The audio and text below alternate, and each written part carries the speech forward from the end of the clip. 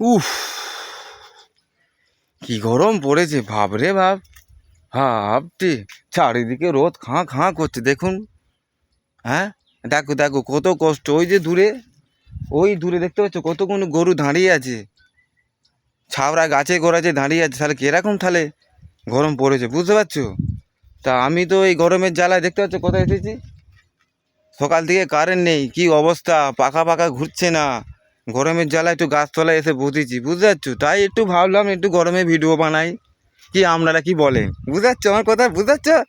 তা তোমরা সবাই গরমে কেমন আছো?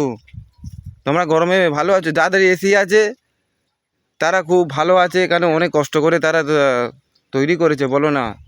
সবাই তো বিদ্যা বুদ্ধি নেই, কীভাবে সফলতা রোজগার করতে হয় জানো, আমরা পাচ্ছি না সফলতা রোজগার করতে, বুঝতে পারছি?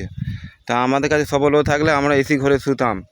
তা সবার কপালে তো জুটে না, আমাদের কপালেই পাখা জুটেছে, বুঝতে পারছো? আমার পাখার তলায় শুই। তা তোমরা সব কোথায় শুচ্ছ? যারা এসি আছে খুব ভালো আছো, জানো তোমাদের তো খাটা পয়সা তোমরা তৈরি করেছো। আমি হিংসা করছি না, আমি একবারও হিংসা করছি না।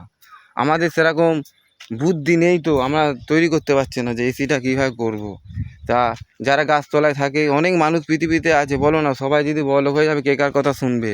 বুঝতে পারছো বাধ্য ভাই? ইনফ্যাক্ট যে কথা বলছিলাম, তা গরমে তোমরা সব কেমন আছো?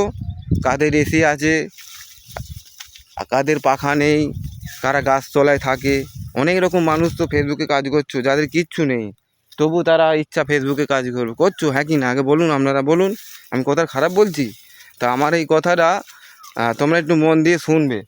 তা ভিডিওটা উপর দিকে টেনে কেউ তুলে দিবেন না। আর ফেসবুক প্ল্যাটফর্মে কাজ করছো, তোমরা করছো, আমিও করছি।